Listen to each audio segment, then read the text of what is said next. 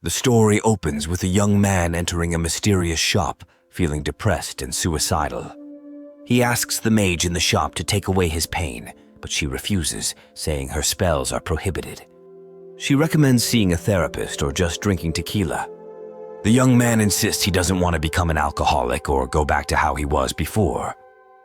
The mage warns the young man not to seek help from the Jerkface mage, saying he has no morals and all who ask him for help end up worse off. She says to try the pharmacist instead. The young man decides to seek out the Jerkface mage anyway, thinking if he gets mugged or killed, that's what the universe wants. The Jerkface mage, Lua, is introduced in his home. He complains about the terrible coffee his sister made with bio-waste. Lua's sister shows him a new bouncy ball she bought instead of coffee with the money he gave her. Theo, the young man, arrives at Lua's home asking for help. Lua invites Theo in for coffee. Theo awkwardly accepts the foul coffee, not wanting to offend Lua. Theo explains he wants a spell to get rid of his feelings of hopelessness and suicidality. Lua says he can split Theo's existence, putting all the negatives in one half and keeping the good. But it will half his life force. Theo agrees impulsively. Lua performs the spell, which lifts Theo into the air. As Theo struggles, a second skull emerges from his left eye. Lua separates the two halves of Theo's soul, putting the negative parts in one ball and the positive in the other. He returns the positive soul to Theo's body. The next day, the positive Theo wakes up feeling awful. Lua explains that he is the negative Theo, containing all the sadness and negativity. The positive Theo is happy and carefree. The negative Theo argues unsuccessfully to undo the spell. The positive Theo returns home but can't enter his apartment without his keys that the negative Theo has. The mage from scene 1, Vivien, lets the negative Theo use her phone to call his landlord. She offers him tea and a sympathetic ear, finding his situation fascinating. Back at Lua's, the positive Theo enjoys lunch with Lua and his sister. Lua says he hasn't decided how to dispose of the negative Theo yet. Theo notices a human skull and asks if it's real. Lua avoids answering. The positive Theo returns home barefoot, having borrowed mismatched shoes from Lua. A piece of trash blocks his door, which turns out to be the negative Theo locked out without keys. The positive Theo unlocks the door and decides they should clean up the messy apartment. The positive Theo washes dishes and contemplates killing the negative Theo, remembering that was the point of the spell. The negative Theo refuses to help clean and goads the positive Theo to try and kill him. A fight ensues until a neighbor knocks on the door to complain about the noise. The neighbor angrily tells the Theos to keep quiet. After she leaves, the two debate whether to open the door for the mailman or delivery people. The positive Theo tries to convince the negative Theo not to be angry at the neighbor, but the negative Theo's rage grows. Lua's assistant Thiu visits the mage Vivien's shop to spy for Lua. Vivien refuses to let Thiu in and tells her Lua can come himself next time. Thiu throws a tantrum and leaves. Back home, Thiu reports to Lua about her failed mission. Lua brushes it off, vowing to get revenge on Vivien later. The two Theos lounge around the apartment, watching cartoons and eating pizza. The positive Theo tries to convince the negative Theo they should have sex, but the negative Theo refuses. The next morning, the positive Theo visits Lua again. Lua gets him to agree to test potions in exchange for repaying him. When asked about the negative Theo, the positive Theo debates killing him, merging back, or staying separate. At home, the negative Theo waits for the positive Theo to return. He laments being left alone and wishes they could hang out together. When the positive Theo returns home sick from testing potions, the negative Theo sits despondent on the floor. The positive Theo callously tells him to kill himself if he's so miserable. The negative Theo argues back angrily. The positive Theo tries unsuccessfully to clean the negative Theo's bloody shirt sleeve. The negative Theo throws up from poisoning. They go to bed, each thinking about the difficulties of their situation. Vivien tells Lua about a legend that if you see the moon in the morning, you will have a bad day. Lua brushes it off and tries to have a friendly conversation with Vivien, but she is short with him and asks what he wants. Lua says he just wanted to talk, but Vivien continues to be rude. Lua mentions he has resumed working on a project with Vivien, but she says she is no longer interested in working with him.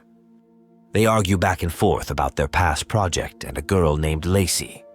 Vivien gets very upset and yells at Lua to leave. Theo talks to himself, contemplating his depressing lifestyle and lack of future. He watches his other self, Theo, happily going about life and wonders if he should try to improve his situation or just let Theo live a short, happy life somewhere else without him. The scene switches to Theo's house. His other half tells Theo he is going over to their friend Lua's house. Theo seems suspicious about why his other half keeps visiting Lua. Theo explains Lua said he would give Theo a potion to poison him so they can test Lua's magic. Theo leaves while his other half continues playing video games. Theo visits Lua, who seems unhappy to see him. Lua asks Theo to leave, but Theo insists on coming inside. Lua slams a pot of coffee on the table in frustration. Theo tries to convince Lua to let him help with the potion project again, but Lua refuses. They argue about Vivien and a girl named LeyLey who died. Lua yells at Theo to leave. Theo runs into Lua's sister Tal outside.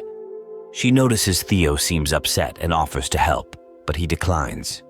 Theo explains the situation with the split souls and Vivien's involvement. Tal seems surprised and runs off. The scene switches to Theo back at home. He successfully does some chores and tidies up the house. When the other half returns with treats for Theo, he is surprised to feel miserable rather than happy. They decide to watch a movie together. The next day, Theo is shocked that the other half is still there, and they agree to try hanging out together. Theo convinces his other half to visit Vivien's shop with him. At the shop, Vivien is surprised to see both of them. They have an awkward conversation about splitting souls. Vivien realizes she can't easily help undo the spell. After they leave, Theo expresses disappointment that Vivien can't quickly fix the spell. His other half suspects Vivien is scamming them. Theo argues he is the original soul and the other half is just the embodiment of his misery. Neither can decide who is the real Theo. Lua drags Vivien back to his house against her will. He insists she owes him payment for the soul-splitting spell and says she needs to help him complete the potion project. Vivien continues refusing and argues she doesn't owe him anything. Lua keeps pressuring her as Theo listens unseen. Theo returns to Vivien's shop alone to purchase more anxiety-reducing mushroom tea she had previously given him. Vivien questions why Theo agreed to drink Lua potion. She advises against it and offers to try to undo the spell herself, though it will take a long time. Theo goes home and tells Lua they no longer need to drink the poison potion since Vivien said she can undo the spell. Lua argues Theo will be angry if they back out. Theo visits Lua and tells him they want to merge souls again. Lua refuses and insists Theo needs to keep helping test the potion. Theo firmly tells Lua he will not be assisting anymore and leaves. Theo runs into Tal again outside. She expresses dislike for both Lua and Vivien. Theo explains his frustration with being split in half and rapidly aging. Tal returns to Vivien's shop with Theo and shows her the spell book she stole from Lua. Vivien makes hot chocolate while they look through the book. Theo feels left out and returns home. Theo tells his other half that Vivien is going to try reversing the spell, but needs more time to study it. His other half argues Lua claimed they would age faster split in half and hints they should help finish his potion. Theo insists they no longer get involved with Lua. The melancholy half feels the house will become quiet again after a spell is undone to merge them back into one person. Vivien and Tal are joking with each other, appearing to be good friends now, though they seemingly did not get along well before. The merged character notes he does not understand the context of their inside jokes. Vivien prepares to perform a spell to re-merge the two characters back into one. She asks which body they want to keep after the merge. They debate keeping the body of the melancholic half versus the body of the happy half. Ultimately, they decide to keep the melancholic half's body. As Vivien starts the spell, the melancholic half senses something is wrong. After the spell, only one combined character wakes up, realizing the spell went wrong. Vivien split their soul into two separate entities rather than merging them back into one. The character barges into the shop of an arrogant mage named Lua to demand he fix Vivien's spell. Lua notes the soul has been damaged from too many spells cast on it. This is apparently the last time Lua will tamper with the soul.